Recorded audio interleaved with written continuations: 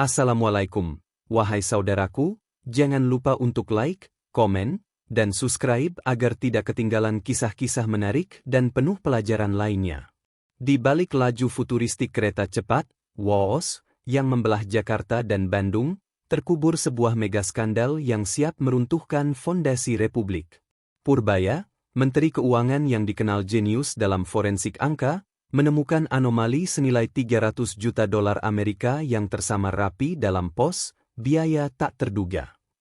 Jejak digital menyeretnya pada satu nama yang paling sakral di negeri ini, Mulyono, mantan presiden yang baru saja lengser namun masih memegang kendali bayangan.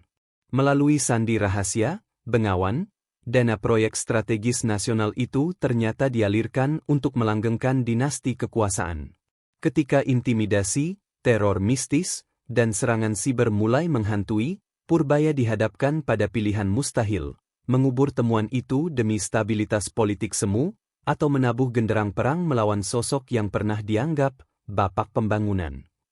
Ini adalah kisah pertarungan sunyi antara integritas angka melawan manipulasi kuasa, di mana satu klik mouse bisa lebih mematikan daripada peluru.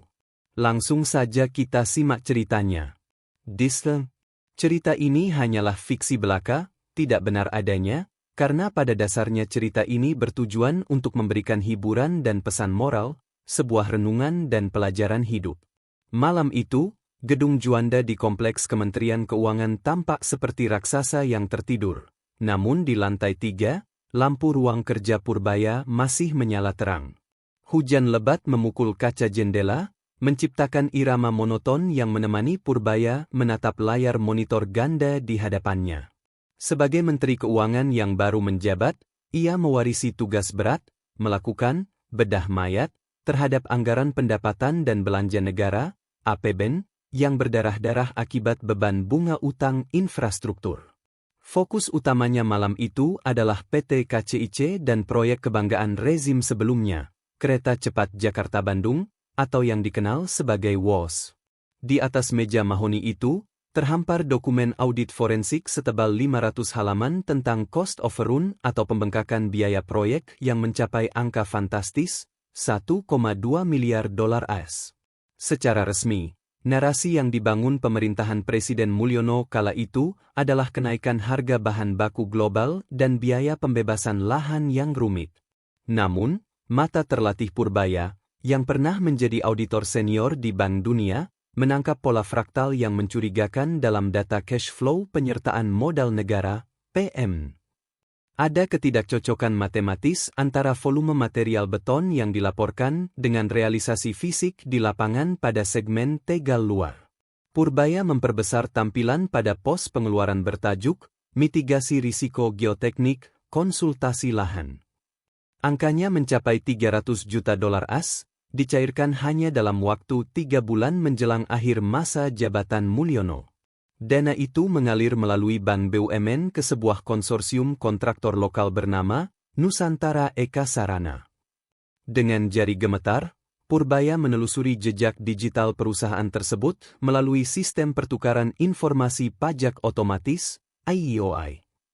Hasilnya mengejutkan. Nusantara Eka Sarana hanyalah cangkang, shell company. Alamat kantornya adalah sebuah ruko kosong di pinggiran Bekasi. Namun, yang membuat darah Purbaya berdesir bukanlah ruko kosong itu, melainkan kemana uang itu pergi setelahnya. Melalui serangkaian transaksi layering yang rumit, memutar dana lewat Hong Kong, Kepulauan Kaiman, dan akhirnya kembali ke Indonesia, uang tersebut bermuara pada satu entitas, Yayasan Abdi Pertiwi. Yayasan ini bergerak di bidang sosial dan pendidikan, yang secara hukum bersih. Tetapi, dalam akta notaris pendiriannya yang tersimpan di database kementerian, tertulis nama pembina utama, Mulyono. Purbaya bersandar di kursinya, napasnya tercekak. Ini bukan sekadar inefisiensi atau salah kelola. Ini adalah skema pencucian uang negara yang dirancang dengan presisi tinggi, memanfaatkan proyek strategis nasional sebagai kedok. WOS bukan hanya memindahkan manusia dengan cepat dari Jakarta ke Bandung, tetapi juga memindahkan kekayaan negara ke kantong pribadi penguasa dengan kecepatan yang sama. Purbaya sadar, ia baru saja membuka kotak Pandora. Jika ia menutupnya kembali, ia selamat. Jika ia melanjutkannya, ia akan berhadapan dengan bayang-bayang kekuasaan yang belum sepenuhnya pudar. Purbaya mengambil ponsel enkripsinya, menekan satu nomor kontak yang jarang ia hubungi. Siapkan tim investigasi khusus besok pagi. Level kerahasiaan Alpha. Kita akan membongkar fondasi kereta cepat ini. 2 hari setelah temuan awal itu, Purbaya memutuskan untuk bergerak di bawah radar birokrasi resmi. Ia tahu, jaringan loyalitas Mulyono masih mengakar kuat di banyak instansi, termasuk di kementeriannya sendiri. Satu langkah salah, bukti bisa dimusnahkan. Ia mengatur pertemuan klandestin dengan Handoko, mantan Direktur Keuangan Konsorsium Proyek WOS yang diberhentikan secara misterius 2 tahun lalu. Pertemuan itu tidak dilakukan di hotel mewah, melainkan di sebuah pemancingan tua di kawasan Sunyi Depok, tempat yang mustahil dipasangi alat penyadap canggih. Handoko datang dengan topi ditarik rendah, wajahnya yang tirus menyiratkan beban ketakutan bertahun-tahun. Ketika Purbaya menyodorkan grafik aliran dana ke Yayasan Abdi Pertiwi, tangan Handoko gemetar hebat hingga menumpahkan kopinya. "Bapak benar-benar ingin menggali kuburan ini?" bisiknya parau. "Kami menyebut dana itu Bengawan. Seperti sungai, alirannya tenang di permukaan, tapi arusnya di bawah mematikan. Itu adalah dana taktis yang diminta langsung oleh istana untuk mengamankan logistik politik pasca kekuasaan." Handoko mulai bercerita dengan detail yang mengerikan. Ia mengungkapkan bahwa markup atau penggelembungan harga dilakukan secara sistematis pada komponen non-engineering. Harga tanah diganti rugi 3 kali lipat kepada maklar tanah yang ternyata adalah kroni Mulyono sendiri. Biaya konsultasi fiktif dibuat untuk ahli yang tidak pernah datang ke lokasi proyek. Saya dipaksa menandatangani persetujuan adendum kontrak senilai triliunan rupiah di ruang kerja Presiden Mulyono, Pak Purbaya. Bukan di kantor proyek, tapi di istana. Beliau bilang, "Ini demi kelancaran, Mas Handoko. Jangan jadi kerikil di rel kereta kemajuan." Purbaya mendengarkan dengan rahang mengeras. Istilah, kerikil di rel kereta, adalah ancaman halus namun mematikan. Handoko kemudian merogoh saku jaketnya, mengeluarkan sebuah hard disk eksternal kecil yang terlihat usang. "Ini adalah polis asuransi nyawa saya, Pak. Di dalamnya ada rekaman CCTV ruang rapat yang saya salin diam-diam, memo disposisi tulisan tangan Pak Mulyono yang meminta percepatan pencairan dana ke perusahaan cangkang itu, dan rekaman suara pembicaraan telepon." "Kenapa Anda memberikannya sekarang?" tanya Purbaya, menerima benda dingin itu. Handoko menatap nanar ke arah kolam pemancingan. "Karena saya lelah hidup dalam bayang-bayang dosa, Pak Menteri.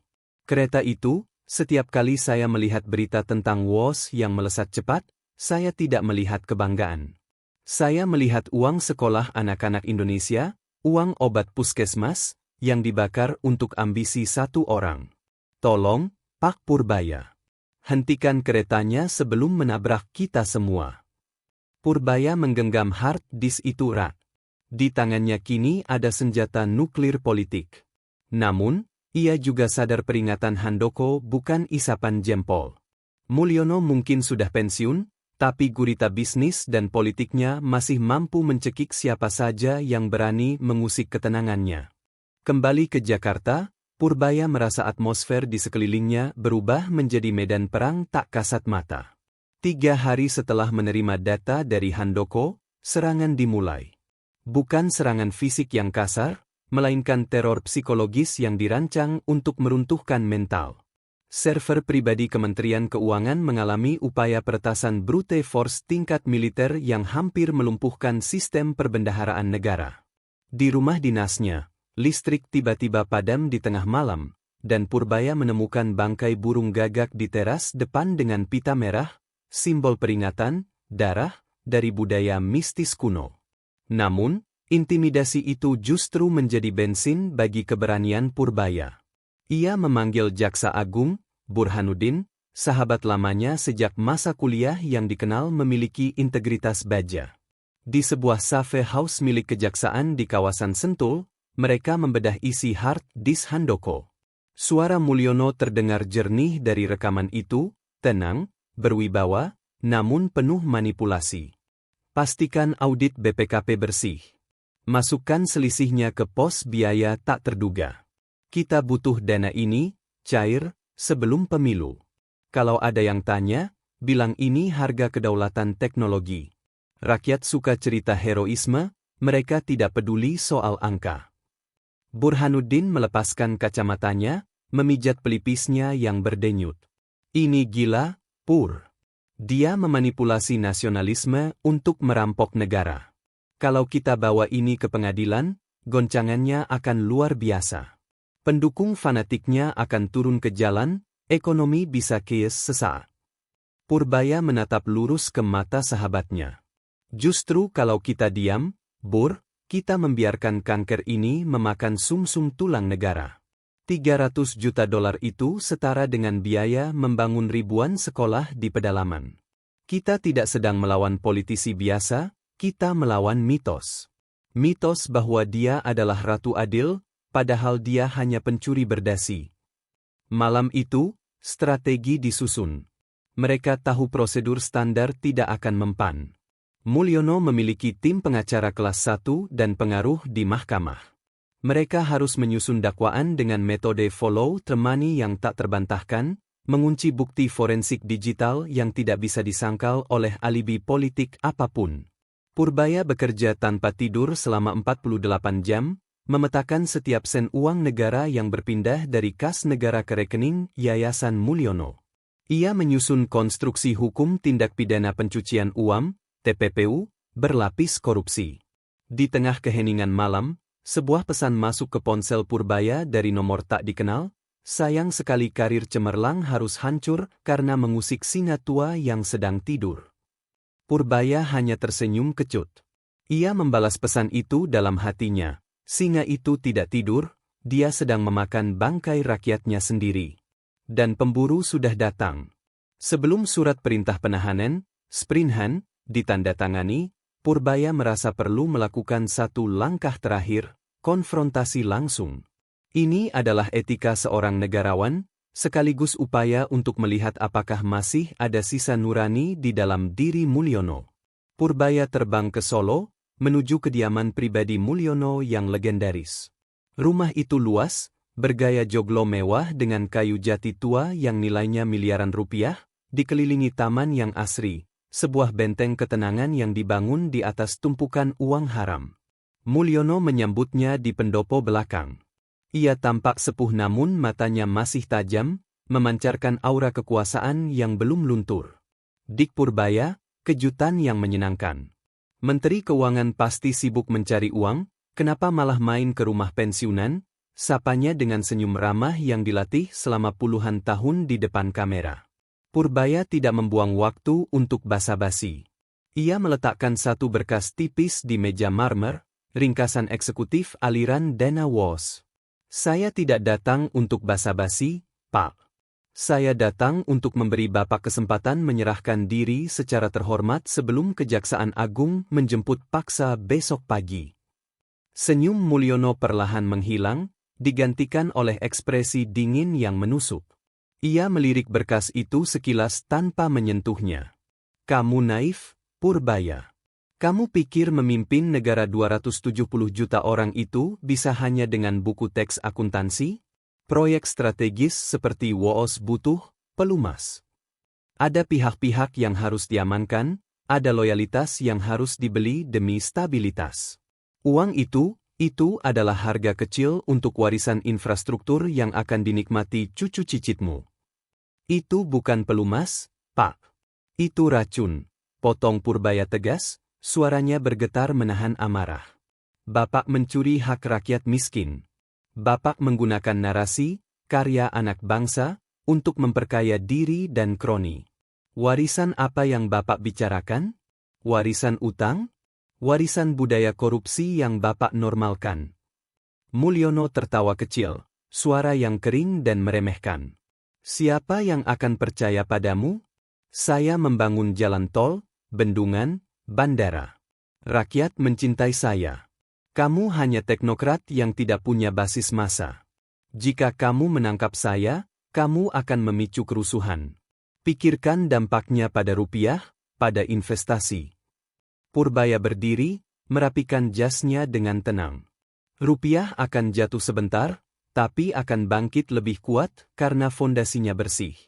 Investor akan percaya pada hukum, bukan pada suap. Dan rakyat berhak tahu bahwa pahlawan mereka ternyata palsu. Purbaya menatap Mulyono untuk terakhir kalinya. Masa jabatan Bapak sudah habis. Dan imunitas Bapak juga sudah habis. Selamat sore, Pak Mulyono. Purbaya berbalik melangkah pergi, meninggalkan Mulyono yang terdiam kaku di kursinya. Untuk pertama kalinya dalam hidupnya, sang mantan presiden merasakan sesuatu yang asing. Rasa takut akan kebenaran yang tak bisa lagi dibungkam. Pagi itu, langit Jakarta berwarna abu-abu kelabu, seolah alam semesta menahan napas menunggu badai pecah. Di lobi utama Kejaksaan Agung, ratusan kamera dari berbagai media nasional dan internasional telah berbaris rapi. Desas-desus penangkapan, Big Fish, sudah bocor sejak semalam, membuat indeks saham IHSG bergerak fluktuatif. Tepat pukul 10 WIB, Purbaya bersama Jaksa Agung Burhanuddin melangkah ke podium. Wajah Purbaya tampak lelah, namun matanya menyala dengan determinasi. Saudara-saudara sebangsa dan setanah air, Purbaya membuka konferensi pers, suaranya bergema melalui pengeras suara ke seluruh penjuru negeri. Hari ini, negara hadir untuk menagih haknya yang dirampas. Berdasarkan bukti forensik keuangan yang tak terbantahkan, kami menemukan penyelewengan dana APBN senilai 300 juta dolar AS dalam proyek kereta cepat Jakarta-Bandung, yang mengalir langsung ke entitas pribadi milik mantan presiden, Saudara Mulyono. Layar raksasa di belakang mereka menampilkan grafik visualisasi aliran dana yang rumit itu menjadi sederhana dan mematikan. Bukti transfer, rekaman suara, dan dokumen disposisi ditampilkan secara transparan. Tidak ada ruang untuk penyangkalan. Hening menyelimuti ruangan sesaat, sebelum kemudian meledak dengan suara jepretan kamera dan pertanyaan wartawan. Di saat yang sama, di Solo, tim penyidik khusus Kejaksaan Agung membawa Mulyono keluar dari kediamannya. Tidak ada borgol besi, namun rompi tahanan berwarna merah muda yang dikenakannya jauh lebih menyakitkan daripada belenggu fisik manapun. Itu adalah simbol runtuhnya martabat. Wajah Mulyono yang biasanya penuh senyum kini tertunduk lesu. Gambar itu, mantan orang paling berkuasa digiring masuk ke mobil tahanan, langsung menjadi berita utama di seluruh dunia, The Fall of the Builder. Reaksi publik terbelah, namun fakta yang disajikan Purbaya terlalu kuat untuk dibantah. Demonstrasi dukungan moral bagi Purbaya dan kejaksaan membanjiri bundaran HI. Mahasiswa, buruh, dan profesional turun ke jalan membawa spanduk bertuliskan, "Terima kasih telah menyalakan lampu." Pasar keuangan yang sempat panik di pagi hari, justru ditutup menguat tajam di sore hari. Investor global melihat langkah ini sebagai sinyal positif. Indonesia serius membersihkan ekonominya dari oligarki koruptif. Risk premium Indonesia turun drastis. 6 bulan kemudian, Purbaya berdiri sendirian di peron stasiun Halim. Kereta WOS meluncur masuk dengan elegan, bentuk aerodinamisnya membelah udara dengan senyap. Purbaya menatap kereta itu dengan perasaan campur aduk. Proyek ini lahir dari dosa, namun kini telah dibersihkan. Uang negara yang dikorupsi telah berhasil disita kembali dan dikembalikan ke kas negara untuk subsidi pendidikan. Seorang anak kecil di sampingnya menarik tangan ibunya, menunjuk kereta itu dengan kagum. "Bu, keretanya cepat sekali," serunya. Purbaya tersenyum tipis. Ia bergumam pelan, lebih kepada dirinya sendiri, "Ya, Nak. Sekarang keretanya benar-benar milik kita. Bukan lagi milik mereka yang serakah." Purbaya berbalik, meninggalkan stasiun dengan langkah ringan. Tugasnya sebagai penjaga gawang keuangan negara belum selesai, tapi satu hantu masa lalu telah berhasil ia istirahatkan selamanya.